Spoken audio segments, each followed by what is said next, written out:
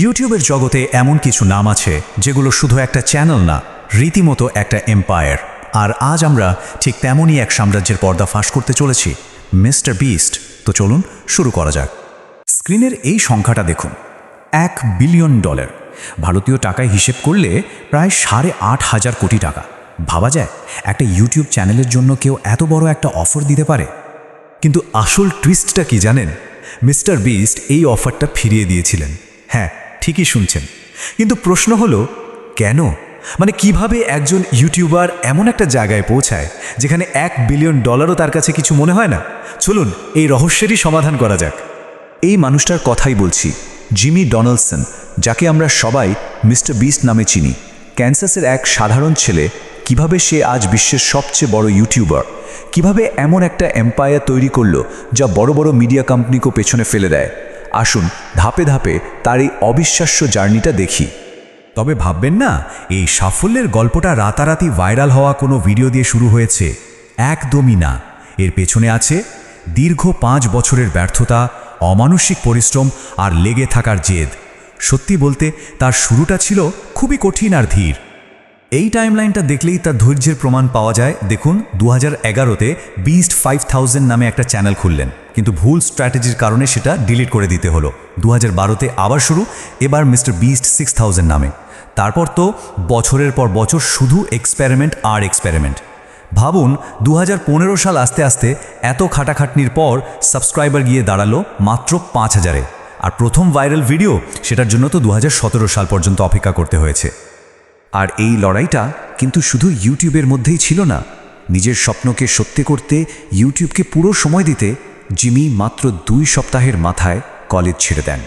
বুঝতেই পারছেন, তার মা এই সিদ্ধান্তে একটুও খুশি হননি। প্রথম চ্যানেলটা তো সাব ফর সাব করতে গিয়েই ফ্লপ করে। মানে ওই যে একজন আরেকজনকে সাবস্ক্রাইব করে ভিউয়ার বাড়ানোর চেষ্টা, যেটা ইউটিউবের নিয়ম বিরুদ্ধ। আর আসল হিটটা আসার আগে প্রায় 300 থেকে 400টা ভিডিও আপলোড করে ফেলেছিলেন তিনি। একবার ভাবুন কতটা জেদ আর ধৈর্য থাকলে এটা করা যায়। আর এই লম্বা স্ট্রাগলের পরে গল্পে একটা বিরাট মোড় আসে। জিমি বুঝতে পারেন শুধু খেটে গেলে হবে না, এই প্ল্যাটফর্মটাকে বুঝতে হবে, স্মার্টলি খেলতে হবে। আর ঠিক এখান থেকেই তার আসল খেলাটা শুরু হয়। আর তার এই নতুন চিন্তাভাবনার প্রথম প্রমাণ এই অদ্ভুত ভিডিওটা। 40 ঘন্টা ধরে 1 লক্ষ পর্যন্ত গুনে যাওয়া। মানে কে ভাবতে পারে যে এত বোরিং একটা আইডিয়া কারো জীবনটাই পাল্টে দিতে পারে? কিন্তু জিমি ঠিক এটাই করেছিলেন, একেবারে স্রোতের উল্টো দিকে গিয়ে। ফলাফল এই চার্টটাই তো সব উত্তর দিয়ে দিচ্ছে। জাস্ট একটা ভিডিও, আর তারপর চ্যানেলের গ্রোথ একদম রকেটের গতিতে ছুটতে শুরু করলো। আসলে দর্শকরা এমন একটা জিনিস দেখেছিল যা আগে কখনো দেখেনি। আর ইউটিউব অ্যালগরিদমও এই বিশাল ওয়াচ টাইমকে পুরস্কৃত না করে পারল না। এরপর জিমি ইউটিউবকে বশ করার জন্য 3টে প্রধান জিনিসে ফোকাস করলেন। 1, অ্যালগরিদম ডিকোড করা, মানে একটা ভিডিও কেন ভাইরাল হয় সেই রহস্যটা খুঁজে বের করা। 2, থাম্বনেল সাইকোলজিতে মাস্টার হওয়া। এমন সব চোখ ধাঁধানো ব্রাইট কালারের থাম্বনেল বানানো শুরু করলেন যা ক্লিক না করে উপায় নেই। আর 3, অডিয়েন্স রিটেনশন ইঞ্জিনিয়ারিং।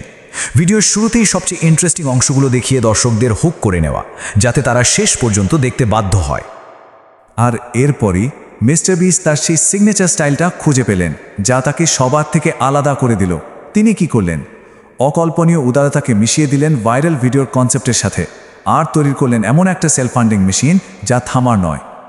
আর তার সাফল্যের আসল চাবিকাঠিটা কিন্তু এখানেই। চ্যানেল থেকে যাই আয় হতো তার 1 পয়সাও তিনি নিজের জন্য রাখতেন না। পুরো টাকাটা ঢেলে দিতেন পরের ভিডিওটাকে আরও বড়, আরও জমকালো বানানোর জন্য। এটাই ছিল তার বিজনেসের মূল মন্ত্র, কন্টিনিউয়াস রিইনভেস্টমেন্ট। এই মডেলটাকেই বলে হাই রিস্ক হাই রিওয়ার্ড।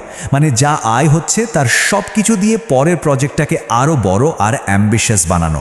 অবশ্যই এতে ঝুঁকি বিশাল। একটা ভিডিও ফ্লপ করলে সব শেষ, কিন্তু যদি হিট করে তাহলে পুরস্কারটাও হয় আকাশ ছোঁয়া। আর এভাবেই তিনি একটা এক্সপোনেনশিয়াল গ্রোথ লুপ তৈরি করেন। হ্যাঁ, ঝুঁকি আছে, কিন্তু দর্শকদের সাথে কানেক্ট করার সুযোগটাও যে বিশাল।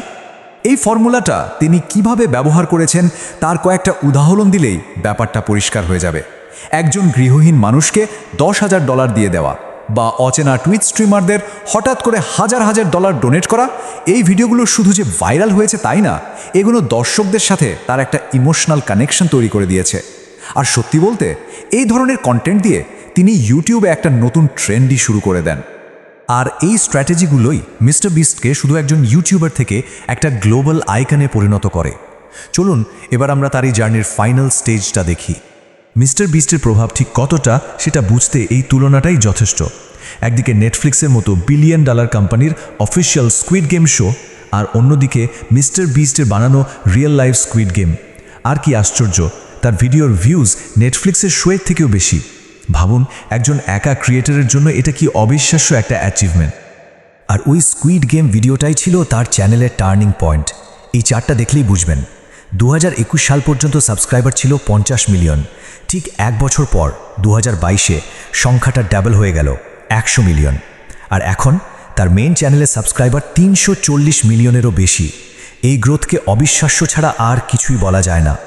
কিন্তু জিমি শুধু ইউটিউবের মধ্যে নিজেকে আটকে রাখেননি।